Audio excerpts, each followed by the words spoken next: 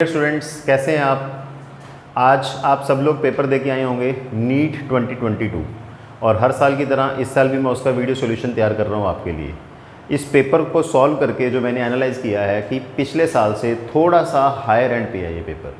ऐसा नहीं है कि क्वेश्चन ईजी नहीं है, बहुत सारे क्वेश्चन बिल्कुल सिंपल हैं, बट बीच में पिछले साल के कंपेरेटिवली थोड़े से हायर एंड पे हैं।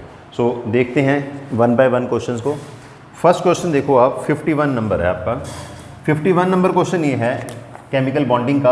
केमिकल बॉन्डिंग से आया 11th class, SF4 XeF2 ClF3 और IF5। इसमें उन्होंने पूछा हुआ है कि किसके अंदर लोन पेयर रिपल्शन सबसे ज़्यादा होगी। तो जिसके अंदर लोन पेयर सबसे ज़्यादा होंगे उसके अंदर लोन पेयर रिपल्शन सबसे ज़्यादा होगी। तो इसका आंसर आएगा XeF2। 52 नंबर जो क्वेश्चन है ये आपका +2 का पॉलीमर चैप्टर का क्वेश्चन है। इन्होंने बिल्कुल सिंपल थ्योरी दी है कि इनमें से कौन सी स्टेटमेंट गलत है।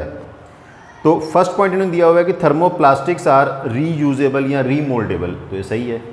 सेकंड पॉइंट इन्होंने दिया हुआ है थर्मोसेटिंग पॉलीमर्स आर रीयूजेबल, तो ये गलत है।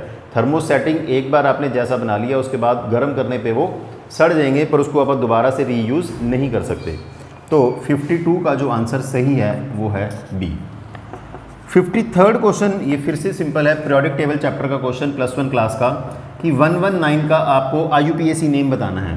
तो सिंपल 1 के लिए अन, 1 के लिए अन, 9 के लिए एन, अन EM, ठीक है। तो ऑप्शन के हिसाब से इसकी सी ऑप्शन करेक्ट है।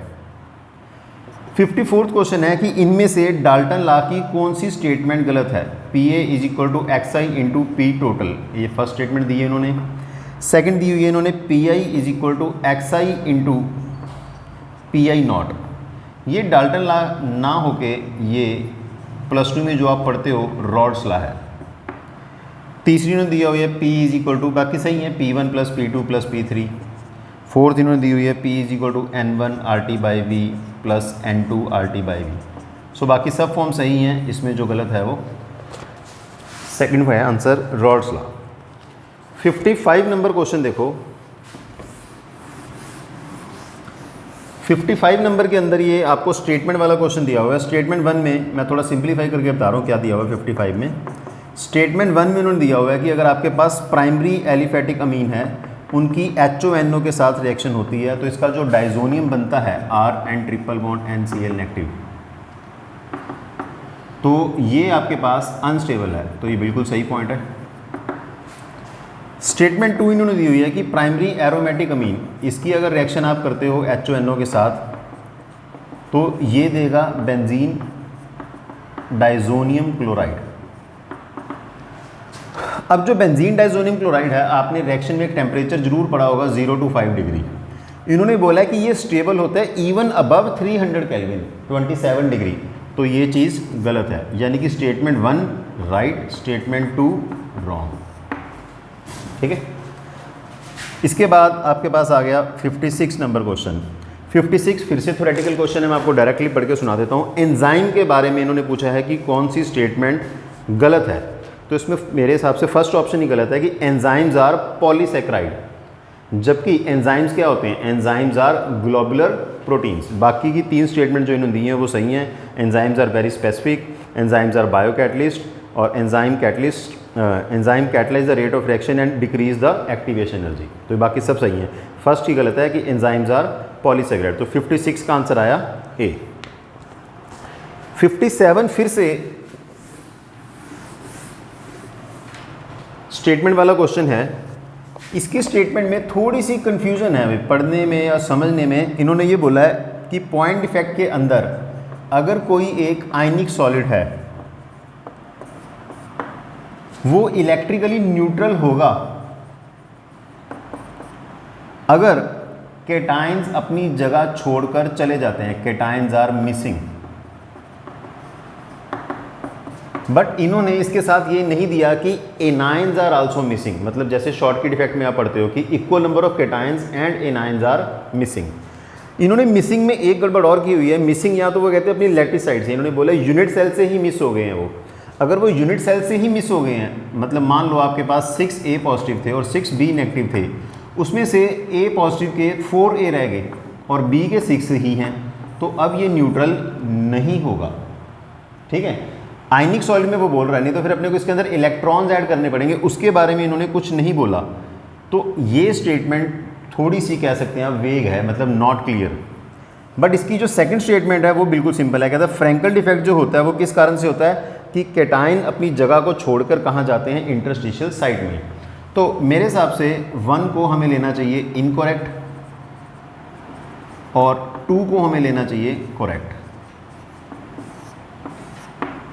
ठीक है। इसके बाद नेक्स्ट पॉइंट है 58th क्वेश्चन में,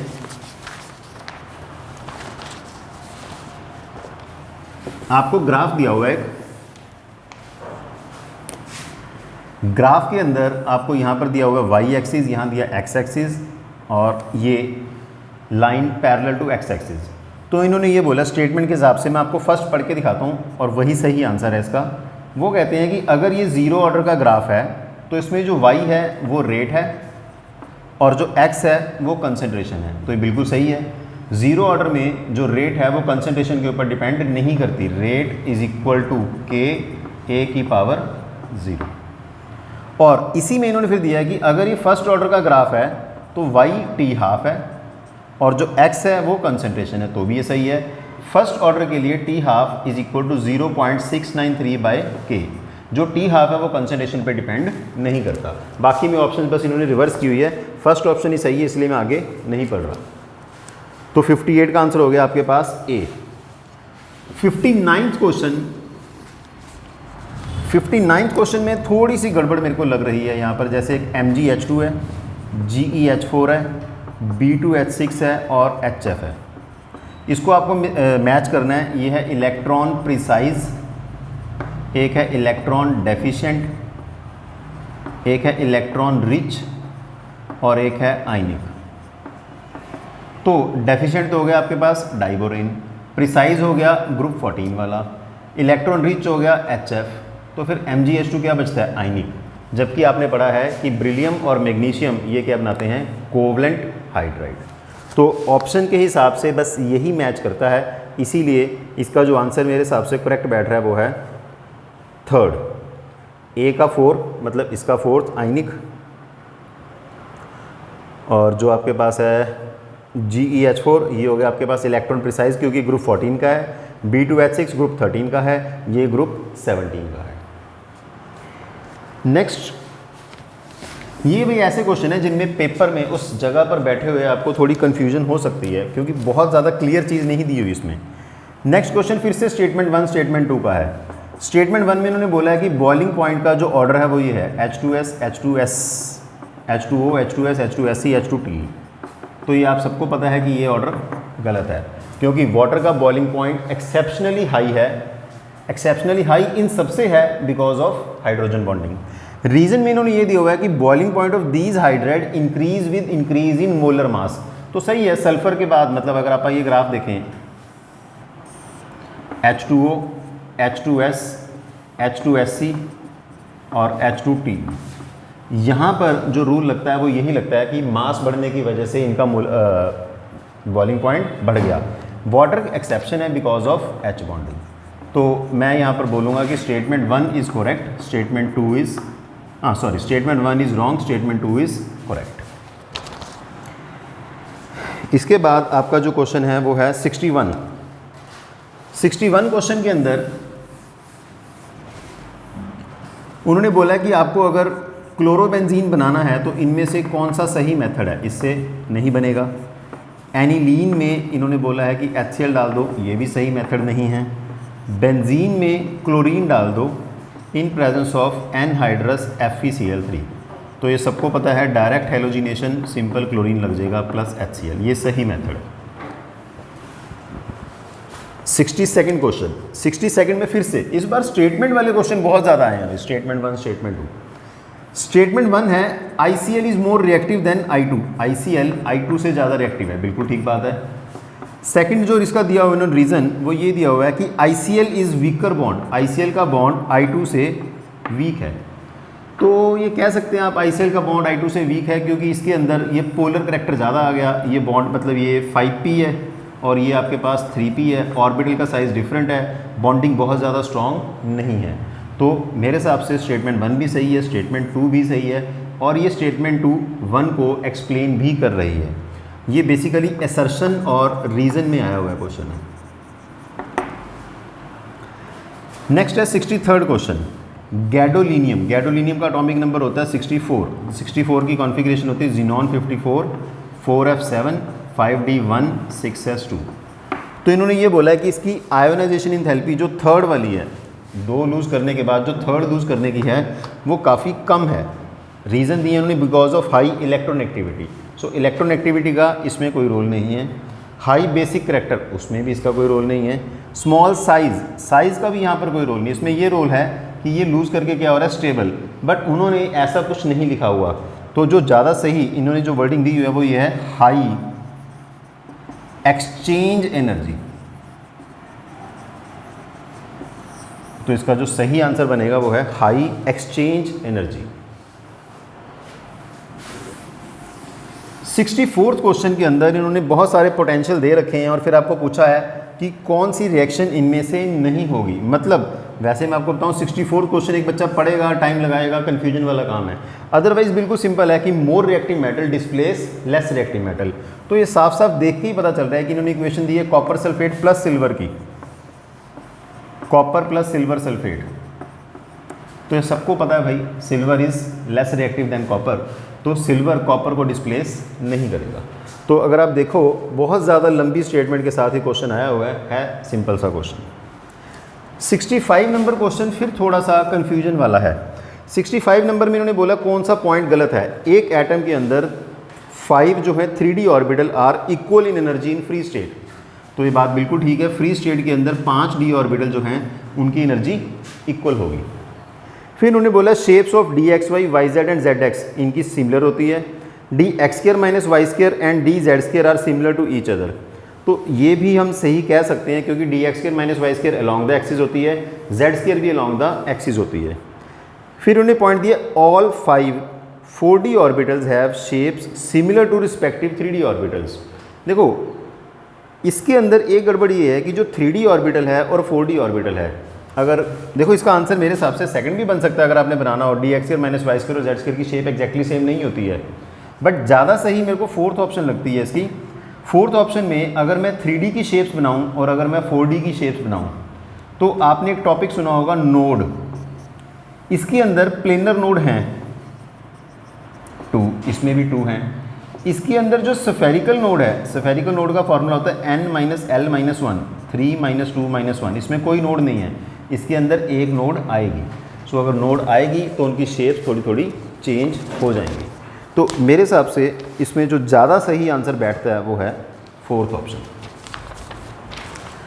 नेक्स्ट 66 क्वेश्चन कोऑर्डिनेशन कंपाउंड से है, इजी है, जस्ट नेमिंग ही पूछी हुई है इन्होंने। AgH2O twice,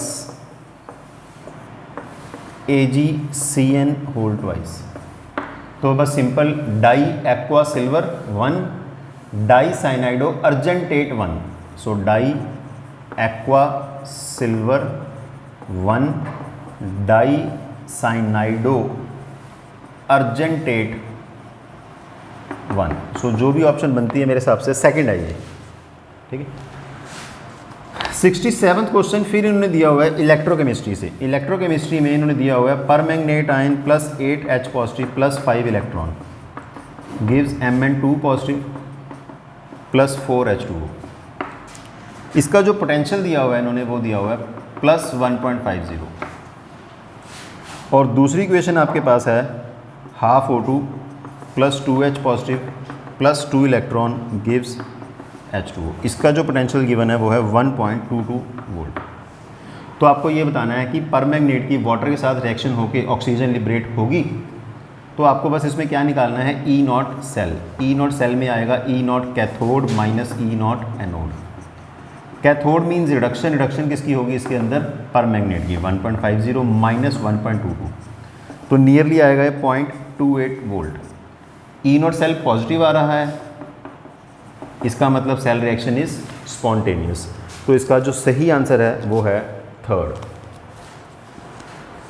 next 68th numerical NCERT का है, फर्स्ट चैप्टर का 35th क्वेश्चन है एनसीईआरटी के अंदर। ये हल्की सी उसमें वेरिएशन कर दी बस इन्होंने ये दिया हुआ है कि कैल्शियम कार्बोनेट की HCl के साथ रिएक्शन हुई, ये बना आपके पास CaCl2 plus water plus H2O। उसमें आपके पास जो HCl है वो 50 ml है और 0.5 मोलर है। तो आपको ये बताना है कि इसका कितना मास यूज़ होगा अगर ये 95% है तो सबसे पहले मैं इसमें मोलैरिटी से नंबर ऑफ़ मोल्स निकालता हूँ।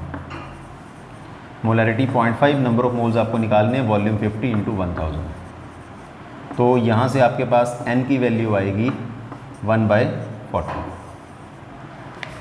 अब ये जो 1/40 आपके पास n की वैल्यू आई, इसको आप यहाँ पर यूज़ करोगे। वो देखो किस तरह से, वो आप ये करोगे कि इसके 2 मोल के लिए आपको ये कितना चाहिए, 100 ग्राम, इसका मास होता है 100। तो इसके 1/40 मोल के लिए कितना चाहिए, ये 100/2 × 1/40, मतलब आपको चाहिए 100/80 ग्राम। मीन्स आपको कितना चाहिए, 1.25 ग्राम। वैसे तो ये आंसर है, ऑप्शन में भी देखो ये आंसर मिलेगा आपको, पर क्वेश्चन उन्होंने बोला 95%। तो आपको जो लेना है एक्चुअली कितना चाहिए, वो 1.32 ग्राम। सो बहुत सारे बच्चे इसका आंसर 1.25 टिक कर देंगे, जबकि वो 95% वाला काम भी करना है और उसका आंसर आएगा 1.32 ग्राम। नेक्स्ट 69th क्वेश्चन फिर इजी है। 69th में पहली ऑप्शन ही गलत है। इन्होंने बोला कौन सी ऑप्शन गलत है, enantiomers are super imposable mirror images of each other. तो आप सबको पता है enantiomers are non super imposable mirror images of each other. So बाकी सारी स्टेटमेंट सही हैं, पहली ही गलत है। फिर अगला क्वेश्चन बहुत ईजी डाला है इन्होंने, 70th क्वेश्चन जो है 1 मोलल की डेफिनेशन डाली है इन्होंने। 1 मोलल सॉल्यूशन है, अगर आपके पास देखो 1 मोलल सॉल्यूशन का मतलब है 1 मोल सॉल्यूट इन 1000 ग्राम सॉल्वेंट। अब ये कह रहे हैं कि आपको मोलैलिटी कितनी निकालनी है, 1, पर आपके पास नंबर ऑफ मोल्स कितने हैं, 0.5। तो वेट ऑफ सॉल्वेंट कितना लोगे आप, सो WA विल बी 500 ग्राम। तभी इसका आंसर क्या आएगा, 1 मोलल। अदरवाइज डायरेक्टली अगर मैं डेफिनेशन अप्लाई करूं तो वो बोलते हैं 1 kg सॉल्वेंट, वो भी इसमें ऑप्शन है 1000 ग्राम सॉल्वेंट, पर इसका आंसर आएगा आपके पास 500 ग्राम सॉल्वेंट।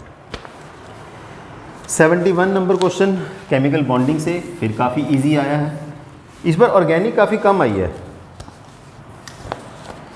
71 में जो मेरे पास देखो बेटा पेपर आया ना, इसमें थोड़ी क्लैरिटी बड़ी कम है, प्रिंट ही निकाले मैंने, किसी बच्चे ने स्नैप्स भेजी थी, तो उसमें जितना मेरे से पढ़ा जा रहा है, इन्होंने जो ऑप्शन लिखी हुई है O2 positive is diamagnetic.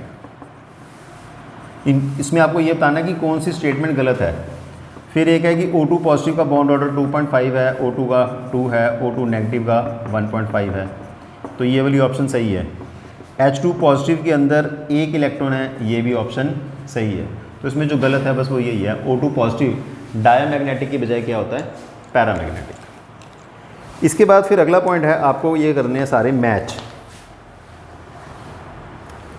The following. ये ऑर्गेनिक से आया इस बार। क्वेश्चन नंबर पे हम पहुंच गए 72 पे।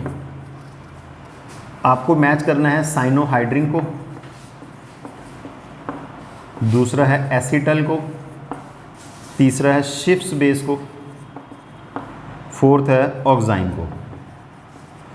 इसके पैरेलल आपको दे रखा है NH2OH, एक दे रखा है RNH2, एक दिया है एल्कोहल और एक दिया हुआ आपको HCN। सो साइनोहाइड्रिन हो गया आपके पास HCN, एसिटल हो गया आपके पास एल्कोहल, शिफ्स बेस हो गया अमीन और ऑक्साइन हो गया NH2OH।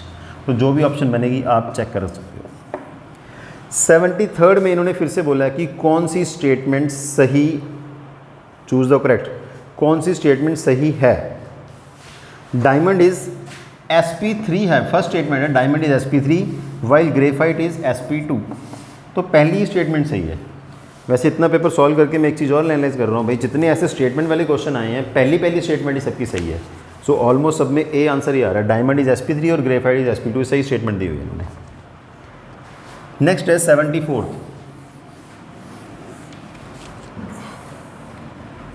74th में इन्होंने ये बोला है कि एल्डिहाइड या कीटोन का जो बॉइलिंग पॉइंट है वो हाइड्रोकार्बन से ज़्यादा है, क्योंकि इनके अंदर वो कह रहा है कि डाइपोल डाइपोल बॉन्डिंग होती है।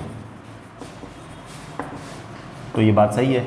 फिर अगला पॉइंट उन्होंने बोला कि एल्डिहाइड और कीटोन का बॉइलिंग पॉइंट अल्कोहल से कम है, क्योंकि वो कह रहे हैं कि अल्कोहल में हाइड्रोजन बॉन्डिंग होती है। इसका मतलब दोनों ही स्टेटमेंट सही हैं। स्टेटमेंट 1 भी सही है, स्टेटमेंट 2 भी सही है। 75th क्वेश्चन आपको दिया हुआ है, इन्होंने बोला है कि किस केस में वर्क डन सबसे ज़्यादा है। ग्राफ्स दिए हुए हैं, ये है पीवी ग्राफ, दूसरा भी पीवी ग्राफ ही है,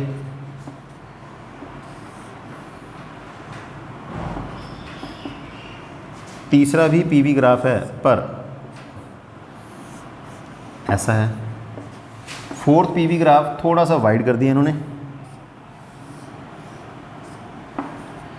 तो देखो इसमें तो डेल्टा वी है ही नहीं, वॉल्यूम कांस्टेंट है, ये साइक्लिक प्रोसेस है, यानी कि ये दोनों में से आंसर आएगा। इसमें एरिया अंडर द कर्व काफ़ी कम है, इसमें एरिया अंडर द कर्व काफ़ी ज़्यादा है। सो पी डेल्टा वी या वर्क डन जो है अपने पास मैक्सिमम किस में होगा, फोर्थ ऑप्शन के अंदर। नेक्स्ट है 76 क्वेश्चन में इन्होंने दिया हुआ है कि acidic strength of mono substitute nitrophenol is higher than phenol. हाँ, तो देखो जो नाइट्रोफिनोल है वो फिनोल से स्ट्रॉन्ग है, बिल्कुल सही बात है, ये स्टेटमेंट 1 है। स्टेटमेंट 2 में इन्होंने बोला है कि आपके पास चाहे ऑर्थो है, चाहे मेटा है, चाहे पैरा नाइट्रोफिनोल है, इन सबकी एसिडिक स्ट्रेंथ क्या होगी, सेम। ये गलत बात है। पैरा नाइट्रोफिनोल की एसिडिक स्ट्रेंथ क्या होगी, ज़्यादा, उसके बाद ऑर्थो की और सबसे कम मेटा की। तो स्टेटमेंट 1 इसमें सही है, स्टेटमेंट 2 इसमें गलत है। 77 क्वेश्चन इक्विलिब्रियम चैप्टर में से आया है। इक्विलिब्रियम चैप्टर में से बफर का क्वेश्चन है कि आपको पीएच निकालनी है। तो पीएच ऑफ एसिडिक बफर का फॉर्मूला था pKa plus log concentration of salt upon acid. तो pKa आपके पास गिवन है 4.57, लॉग कंसंट्रेशन ऑफ सॉल्ट है सोडियम एसीटेट 0.1, और ये आपके पास एसिटिक एसिड हो गया 0.01। तो बस बिल्कुल सिंपल कैलकुलेशन ही बहुत ज़्यादा इजी है। लॉग 10 हो गया 1, आंसर इज़ 5.57। ठीक है। सो मैं कोशिश कर रहा हूँ भी थोड़ा वीडियो जल्दी ख़त्म हो जाए। 78 क्वेश्चन देखो, 78 में है जेल्डल मेथड किसके लिए यूज़ आप कर सकते हैं। जो जेल्डल मेथड है for the estimation of nitrogen, ये ऐसे कंपाउंड्स के लिए यूज़ नहीं होता जो एजो वाले हों या नाइट्रो वाले हों या फिर जिनके अंदर नाइट्रोजन रिंग भी आ जाए। तो ऑप्शन के हिसाब से यूज़ किस में होगा फिर, ये सिर्फ एनिलीन में। So first answer is correct. अब जेल्डल बहुत सारे बच्चे हैं जो पढ़ के ही नहीं जाते हैं, ये बड़ा इंपॉर्टेंट पॉइंट है ये कि किसके लिए यूज़ होता है, किसके लिए यूज़ नहीं होता। Identify the incorrect. 79 क्वेश्चन है कौन सा पॉइंट गलत है। तो मैं इसमें आपको गलत पॉइंट पढ़ के ही दिखा देता हूँ। रिडॉक्स चैप्टर में आपने पढ़ा होगा, इन्होंने बोला oxidation state of potassium in KO2 is +4। Potassium क्या है, सुपर ऑक्साइड, जिसमें पोटाशियम की स्टेट क्या होती है, +1। तो ये पॉइंट गलत है। 79 का 4th पॉइंट गलत है। नेक्स्ट है 80th क्वेश्चन जो डाइबोरेन के बारे में आया है। डाइबोरेन का जो पॉइंट इन्होंने पूछा है कि कौन सी स्टेटमेंट गलत है। फर्स्ट इन्होंने बोला है कि उसके अंदर 3 सेंटर 2 इलेक्ट्रॉन बॉन्ड होते हैं, ये सही है। फिर उन्होंने बोला कि जो 4 BH लगे हुए हैं टर्मिनल पे, ये वाले 4 जो हैं इनका जो बॉन्ड है वो 2 सेंटर 2 इलेक्ट्रॉन है। थर्ड पॉइंट जो गलत है वो ये है कि बोरोन इज sp2, जबकि इसके अंदर boron is sp3। So both borons are sp2 hybridised, ये गलत है। 81 नंबर क्वेश्चन के अंदर दिया हुआ है, ये आपका सरफेस केमिस्ट्री चैप्टर से है, कोएगुलेटिंग पावर के ऊपर कि Al3 पॉजिटिव, बेरियम 2 पॉजिटिव और Na पॉजिटिव, ये कोएगुलेटिंग पावर का ऑर्डर है किस केस में, नेगेटिव सोल के अंदर। सो नेगेटिव के लिए पॉजिटिव चार्ज देखेंगे, जितना ज़्यादा उतनी कोएगुलेशन ज़्यादा, यानी कि ये स्टेटमेंट सही है। Statement 1 is correct. स्टेटमेंट 2 है कि आपके पास एक पॉजिटिव चार्ज सोल है, उसके लिए NaCl, Na2SO4 और Na3PO4 में से NaCl बेस्ट है, ये इन्होंने दिया हुआ है स्टेटमेंट 2 में, ये गलत है। इसके लिए हम देखते हैं नेगेटिव आयन। नेगेटिव आयन इसमें कौन है? Cl नेगेटिव, इसमें कौन है? सल्फेट, और इसमें कौन है? फॉस्फेट। तो इसका आंसर ये आना चाहिए था। सो 1 करेक्ट, 2 इनकरेक्ट।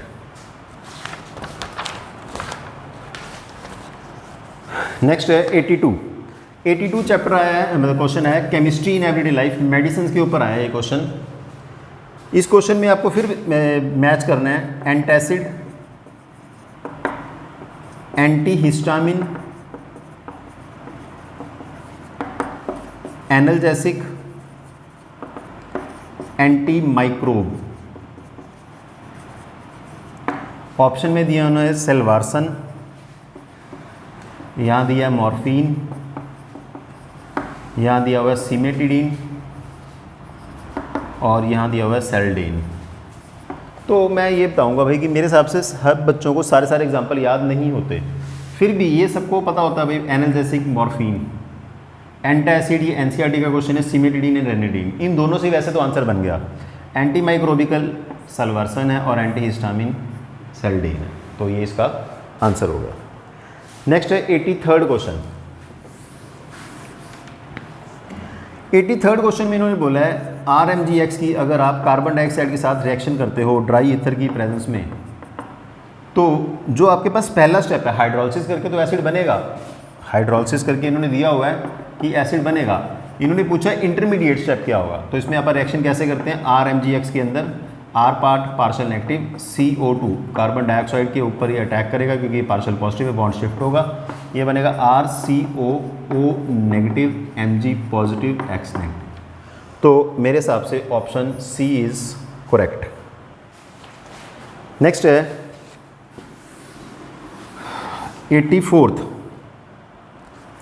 84th फिर से मैच वाला क्वेश्चन है। इनऑर्गेनिक बहुत ज़्यादा आई हुई है भाई इस बार, मतलब क्रैमिंग वाले कई पॉइंट आए हुए हैं। सीजियम इस तरफ दिया हुआ है एब्जॉर्बेंट फॉर CO2, इसमें है इलेक्ट्रोकेमिकल सेल, इस तरफ है कूलेंट इन ब्रीडर रिएक्टर, और ये है फोटो इलेक्ट्रिक सेल। तो इसका आंसर भी 2 पॉइंट से बन जाता है। Caesium photo electric cell, lithium mobile battery के अंदर यूज होता है, KOH एब्जॉर्बेंट और सोडियम कूलेंट है। नेक्स्ट है इसके बाद 85 नंबर क्वेश्चन की which is not aromatic.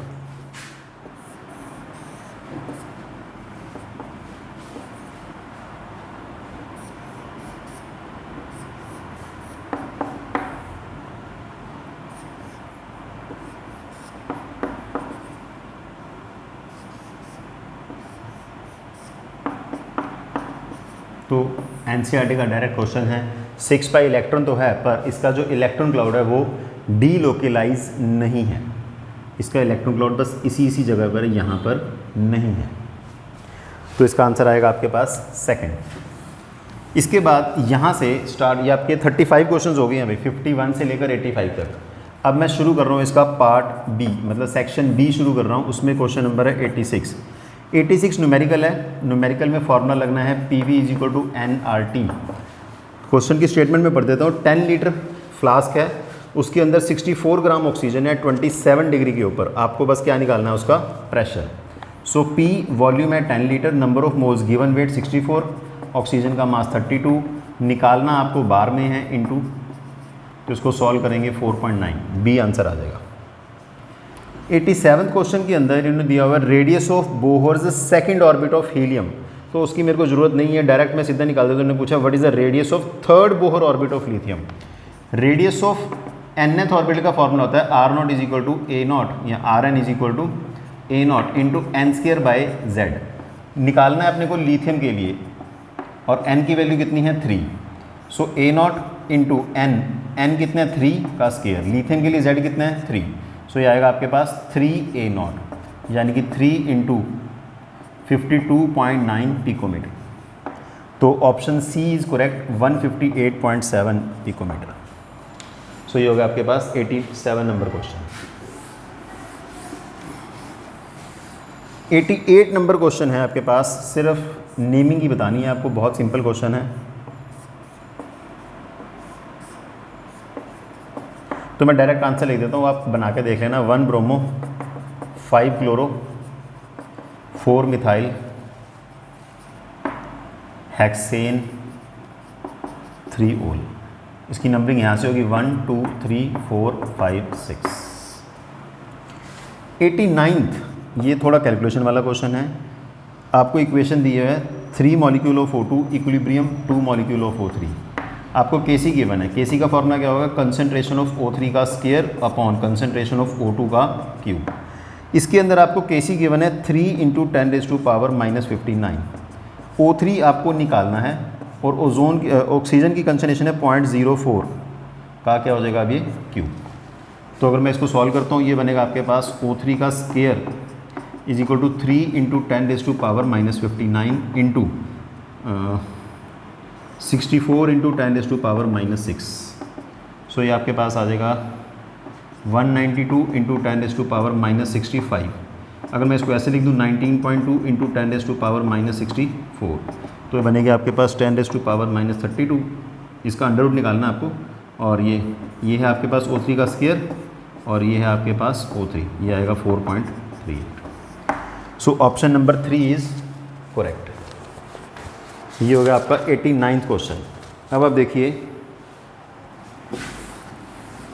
90th question. 90th question जो है ये एल्डोल कंडेंसेशन पे आया हुआ है। एल्डोल कंडेंसेशन पे क्वेश्चन ये है कि आपके पास है एसीटोन CH3COCH3 और इसकी रिएक्शन हो रही है पेंटेन 2 ओन के साथ। तो उन्होंने ये बोला कि इनमें से कौन सा नहीं बनेगा, डाइल्यूट NaOH, और बाद में इन्होंने बोला उसको आपको हीट भी करना है। तो मैं इसका आपको आंसर लिखता हूँ। 4th आंसर है मेरे हिसाब से ये CH3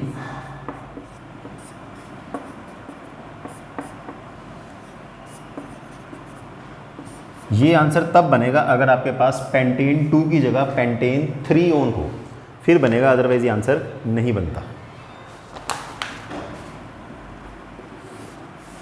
सो इसका मतलब इसका आंसर सही कौन सा हो गया, डी। 91 क्वेश्चन फिर इलेक्ट्रोकेमिस्ट्री का है। आपको निकालना है E cell. E cell is equal to E0 cell minus 0.0591/n log of QC। Equation में आपको दिया हुआ है निकल प्लस 2Ag पॉजिटिव, ये है 0.001 मोलर। इससे बना निकल 2 पॉजिटिव, ये है 0.001 मोलर प्लस 2Ag। हो सकता है आपको इस क्वेश्चन का बोनस मिल जाए क्योंकि यहाँ पर इन्होंने E0 सेल बाय मिस्टेक 10.5 दे दिया जबकि 1.05 है। माइनस 0.0591/n2 लॉग QC में आएगा आपके पास निकल 2 पॉजिटिव अपॉन सिल्वर पॉजिटिव का स्केयर, तो आएगा 1.05 माइनस 0.0591/2 इंटू 3, ये लॉग 1000 बनेगा 3। तो इसको सॉल्व करोगे आपका आंसर आएगा 0.9615। फिर बोल रहा हूँ ये बोनस में भी जा सकता है क्योंकि पोटेंशियल गलत दिया हुआ है इन्होंने आपको। फिर 92 number question D and F block से आया हुआ है कि KMnO4 की रिएक्शन आपने की आयोडाइड के साथ और बना आपके पास आयोडेट। तो इस रिएक्शन में KMnO4 जो है ये कन्वर्ट होता है MnO2 के अंदर। तो इन्होंने पूछा what is the change in oxidation state, तो +7 से +4, बस यही क्वेश्चन था। तो C answer is correct. 93rd question है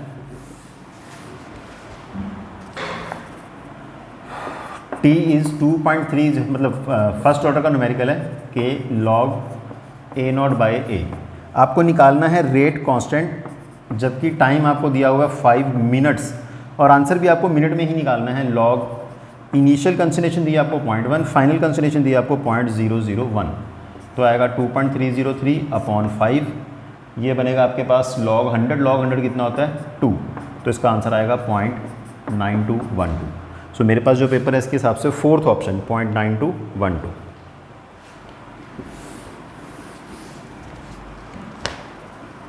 94 नंबर क्वेश्चन जो है वो है ओजोनोलिसिस का। आपके पास है फॉर्मेल्डिहाइड और एक आपके पास है 2 मिथाइल प्रोपेनल। 2 मिथाइल प्रोपेनल मतलब ये आपके पास हो गया प्रोपेनल और इसके ऊपर करना आपको 2 मिथाइल। अगर आप इसकी ओजोनोलिसिस करके, मतलब ओजोनोलिसिस से पहले इसका क्या बना होगा, रिएक्टेंट क्या है, तो इसका आंसर आएगा CH2 double bond CH CH CH3 CH3।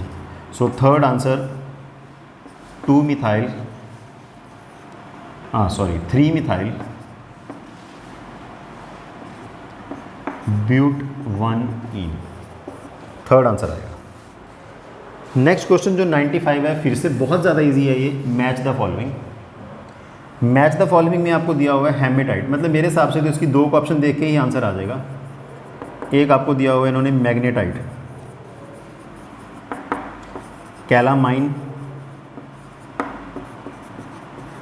कैलोनाइट, इधर दिया हुआ है Fe3O4, इधर दिया हुआ है एक ZnCO3, Fe2O3 और Al2OH4 Si2O6। तो हेमेटाइट सबको पता है भाई, Fe3O4 magnetite, magnetite Fe3O4, haematite Fe2O3 और कैलामाइन जिंक कार्बोनेट और कैलोनाइट, कंफ्यूजन होगी बेटा। Hematite is Fe3O4, magnetite is Fe2O3, calamine zinc carbonate.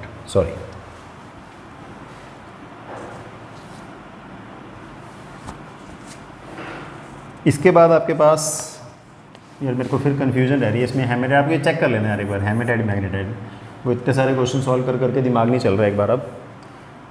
So haematite और मैग्नेटाइट बस देख लेना एक बार। 96 नंबर क्वेश्चन जो है,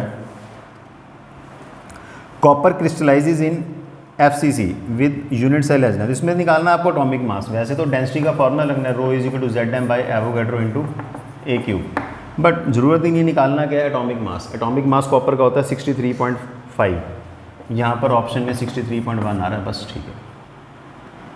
97वां क्वेश्चन फिर से आपका ल्यूकास रिएजेंट टेस्ट जो है इसके बारे में दिया हुआ है।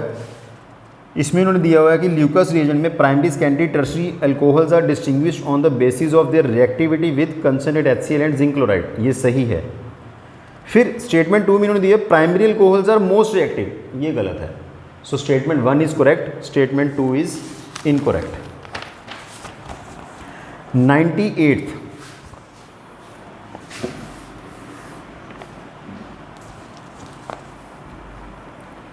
98 आपका पास आ गया लिथियम एल्यूमिनियम हाइड्राइड। फिर दूसरे नंबर पे आपको डालना है NaNO2HCl, तीसरे नंबर पे आपको करनी है इसकी हाइड्रोलिसिस। सो पहले आपने रिडक्शन की, रिडक्शन करके बनेगा CH2NH2, उसके बाद इसका बनेगा डाइजोनियम,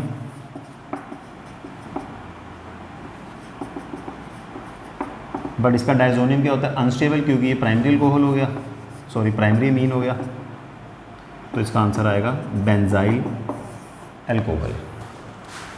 99 नंबर क्वेश्चन जो है आपके पास, में इन्होंने बोला है NiH2O twice, En twice 2 positive, NiH2O4 En 2 positive, NiEn thrice 2 positive. तो इसके अंदर इसका जो कलर है वो होता है वॉयलेट, इसका कलर जो है वो होता है पेल ब्लू, और इसका कलर और थोड़ा सा लाइट ब्लू कह लो आप।